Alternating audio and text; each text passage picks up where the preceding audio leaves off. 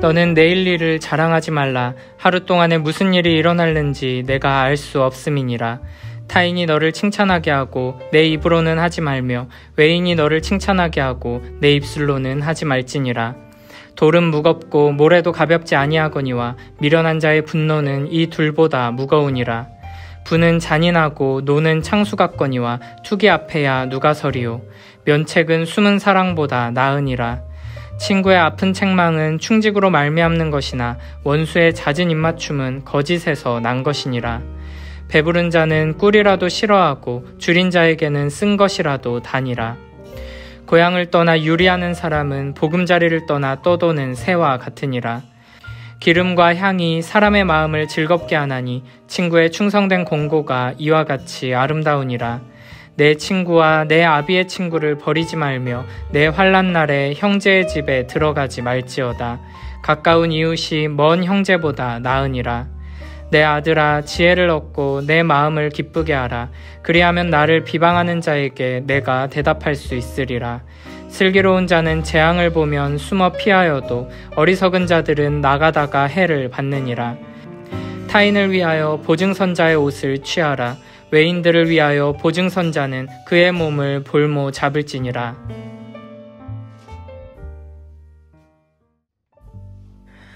1절에서는 내일 일을 자랑하지 말라고 말씀하십니다.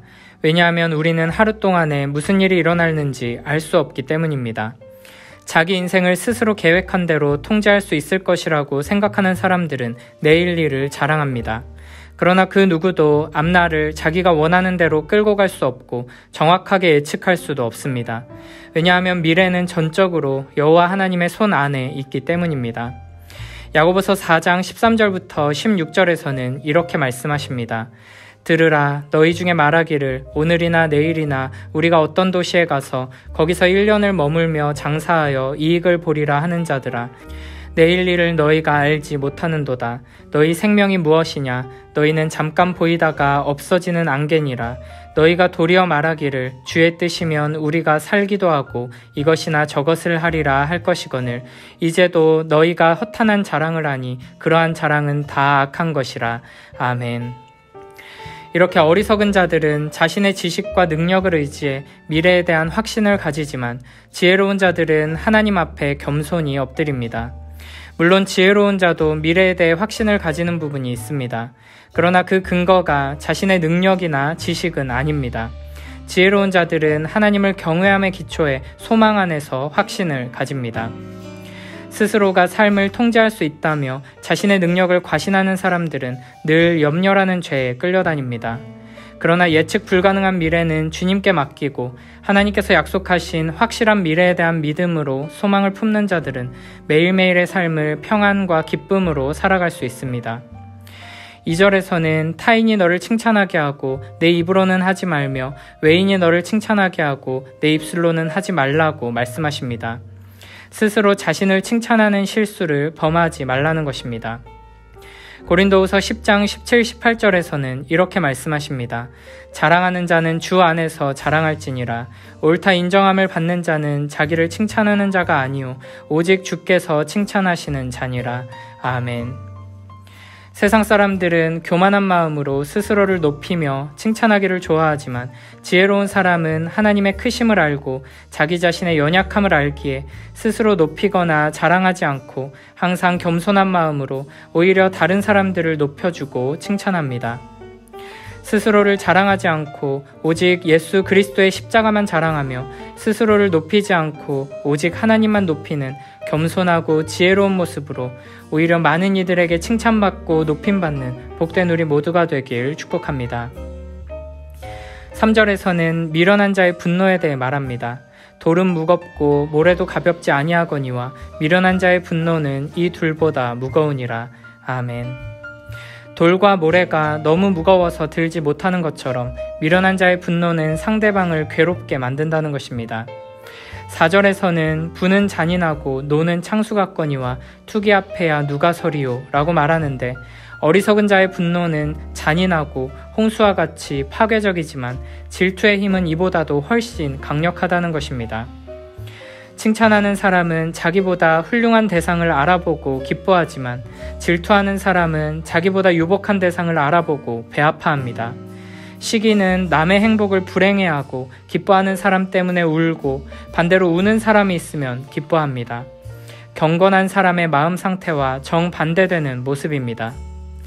우리의 마음속에 이러한 질투의 마음, 시기의 마음이 있다면 그 사람은 결코 제대로 살아갈 수 없을 것입니다.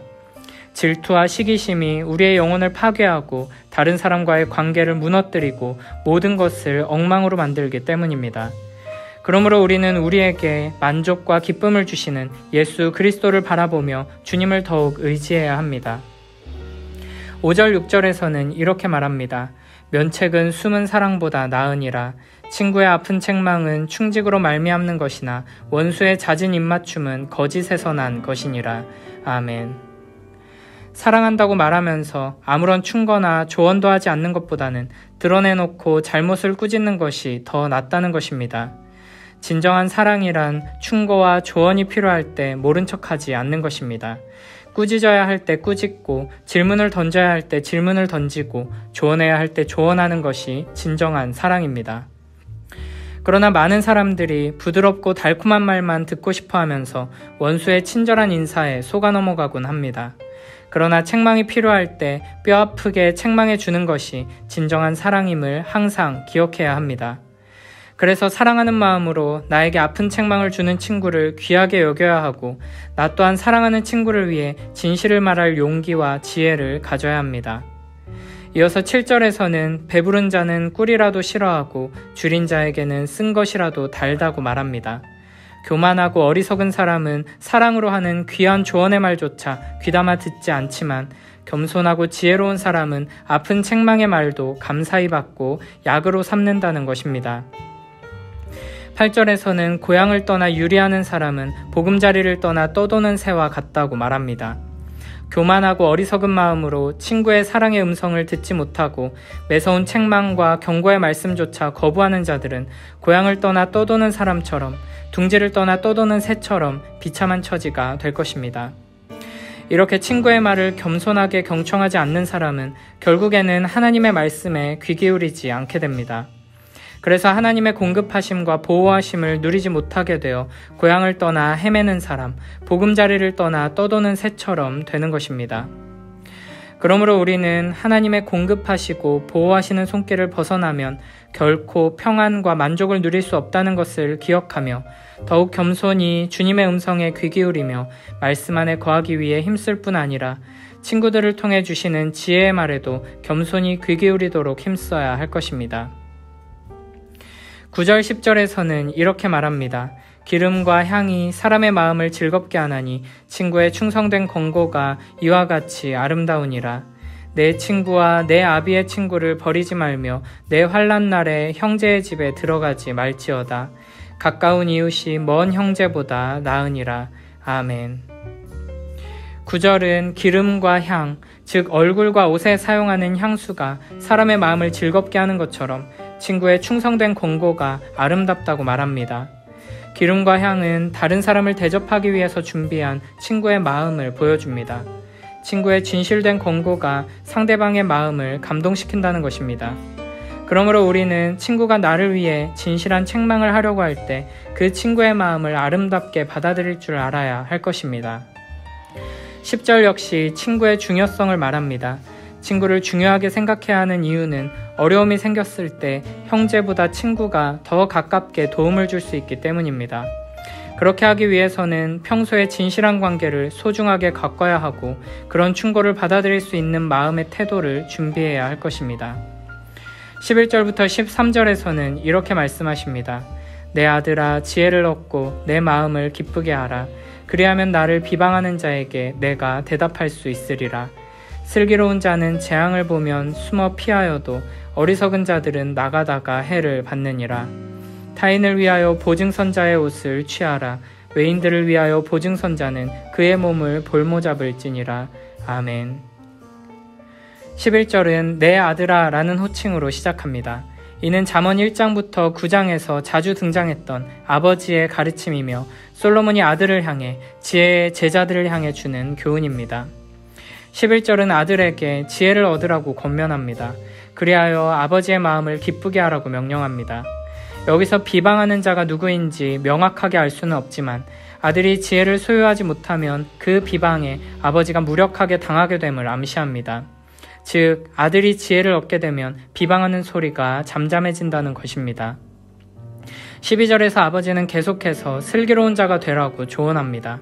슬기로운 자는 악을 보면 숨거나 피하지만 어리석은 자들은 악을 보고도 제 갈 길을 가다가 결국에는 피해를 입게 됩니다. 지혜로운 사람은 위험을 보고도 돌진하는 사람이 아니라 피해갈 줄 아는 사람입니다. 세상은 악을 향해 돌진하는 모습을 보며 용감하다 칭찬하지만 그것은 용감한 것이 아니라 어리석고 무모한 것입니다. 참된 용기는 악을 피해 물러설 줄 아는 것입니다. 마지막 13절에서는 보증의 문제를 다시 한번 다룹니다. 특별히 친구와의 우정의 관점에서 볼 때 무조건 보증을 서주는 것이 진정한 우정이 아니라는 것입니다. 악한 상황을 보면 슬기롭게 피해야 마땅한 것처럼 나의 능력을 넘어서는 보증을 슬기롭게 피하고 오히려 친구에게 정직한 조언을 줘야 할 것입니다. 오늘 본문을 통해 우리는 누구도 알 수 없는 내일을 자랑하지 않고 스스로 칭찬하지 않도록 해야 할 것입니다. 또한 위험한 분노에 휩싸이지 않도록 주의하고 그보다 더 위험한 질투에 빠지지 않도록 주의해야 할 것입니다. 그리고 우리가 결코 삶을 혼자서 꾸려나갈 수 없다는 것을 기억하며 하나님 앞에 겸손히 지혜를 간구해야 하고 특히 정직하게 조언을 해줄 친구를 소중히 여기며 솔직한 책망과 원수의 입맞춤을 바르게 분별하여서 신실한 우정 안에서 지혜로운 삶을 살아가야 할 것입니다. 하나님께서 우리에게 진정한 친구들을 많이 보내주시길 기도하며 내가 누군가에게 참으로 좋은 친구가 되어주길 힘쓰는 복된 우리 모두가 되길 축복합니다. 내일 일을 자랑하지 마라. 하루 사이에 무슨 변이 생길지 모른다. 자화자찬하지 말고 남에게 칭찬을 받도록 하여라. 칭찬은 남이 해주는 것이지 제 입술로 하는 것이 아니다. 돌이 무겁고 모래가 힘겨워도 어리석은 자가 귀찮게 구는 것보다는 가볍다. 화가 나면 사나워지고 분이 터지면 막을 수 없겠지만 사람이 질투를 부리면 누가 당해내랴. 속으로 사랑하는 것보다 터놓고 꾸짖는 것이 낫다. 친구의 꾸짖음은 좋게 받아들여도 원수의 입맞춤은 거절해야 한다. 배가 부르면 꿀송이도 밟아버리지만 배가 고프면 솥에도 달다. 고향 잃은 사람은 보금자리 잃은 새와 같다. 향유와 분향은 기분을 좋게 하고 따뜻한 우정은 기운을 돋운다. 내 친구나 아비의 친구를 저버리지 마라. 어려울 때 동기의 집을 찾아가지 마라. 이웃사촌이 먼 동기보다 낫다. 아들아, 부디 지혜를 깨쳐 내 마음을 기쁘게 해다오. 그래야 나를 비웃는 자에게 할 말이 있다. 영리한 사람은 불길한 일을 보고 숨지만 철부지는 제 발로 걸어 들어가 화를 입는다. 나그네가 옷을 담보로 잡히거든 잡아두어라. 나그네니 딱하더라도 잡아두어라.